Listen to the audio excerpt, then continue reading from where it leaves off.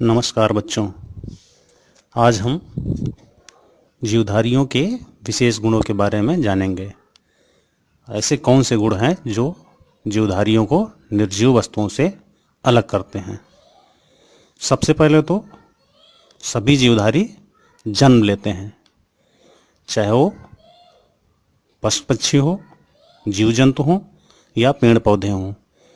सभी प्रारंभ में छोटे छोटे पौधे या बच्चों के रूप में जन्म लेते हैं।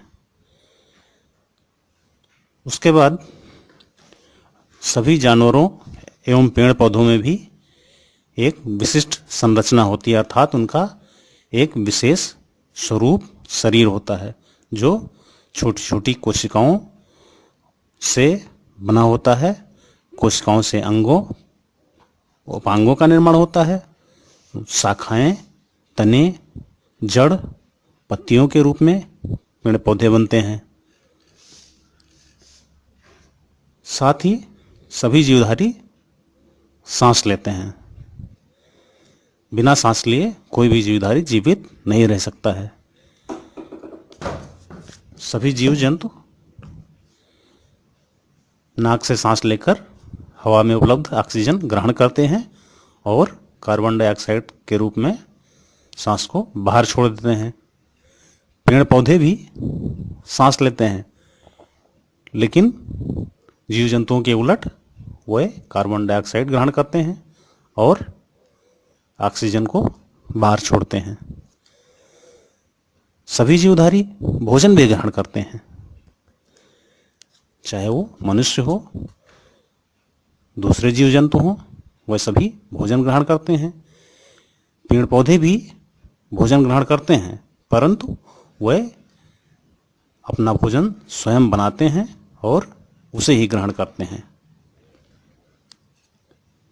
सभी जीव जंतुओं को विकास भी होता है, अर्थात पहले वे छोटे छोटे होते हैं, धीरे धीरे विकास होने के बाद उनका बड़ा शरीर बन पाता है।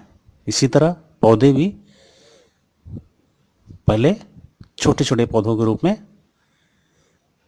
जन्म लेते हैं और फिर धीरे धीरे विकास करके एक बड़े पेड़ के रूप में बन जाते हैं। सभी जीव जंतुओं में परिचलन अर्थात चलने का गुण होता है। आपने देखा होगा मनुष्य और दूसरे जीव जंतु अपने पैरों के सहारे आसानी से चल फिर सकते हैं, परंतु आपको आश्चर्य होगा कि पेड़ पौधे कैसे चलते हैं। जी हाँ, पेड़ पौधे जड़ों के माध्यम से जमीन से जुड़े होते हैं, इसलिए वे अपने स्थान से चल फिर नहीं सकते, लेकिन चलने की क्रिया उनमें भी देखी जा सकती है।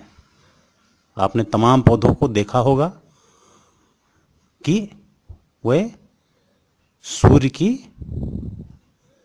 रोशनी की तरफ खासकर बढ़ते रहते हैं।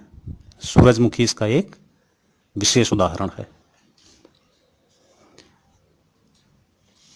प्रजनन सभी जीवधारियों का एक और प्रमुख गुण है। प्रजनन अर्थात अपने शरीर की तरह ही एक नई संतान को उत्पन्न करना। सभी जीव जंतु और मनुष्य छोटे छोटे बच्चों को जन्म देते हैं। इसी तरह सभी पेड़ पौधे बीजों के माध्यम से नए पौधे का निर्माण करते हैं और बड़े होकर वो उन्हीं पेड़ पौधों की तरह बन जाते हैं। इसी तरह सभी जीव जंतुओं के छोटे छोटे बच्चे भी बड़े होकर उन्हीं जीव जंतुओं की तरह हो जाते हैं। उत्सर्जन अर्थात मलमूत्र त्याग भी सभी जीवधारियों का एक विशेष गुण है। इसी तरह मृत्यु अर्थात खत्म होने की या नष्ट होने की प्रक्रिया भी सभी जीवधारियों में होती है। सभी जीवधारी मनुष्य, जीव जंतु मृत्यु को प्राप्त होते हैं और पेड़ पौधे भी मृत्यु होने के बाद सूख जाते हैं और खत्म हो जाते हैं। तो आपने देखा, इन सारे गुणों के आधार पर आप जीवधारियों और निर्जीवों में विभेद कर सकते हैं।